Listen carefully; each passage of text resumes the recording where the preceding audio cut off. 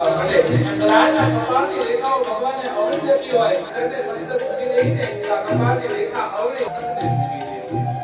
જીવન ધારણ કરી એટલે કલ્યાણમાં થઈ જાય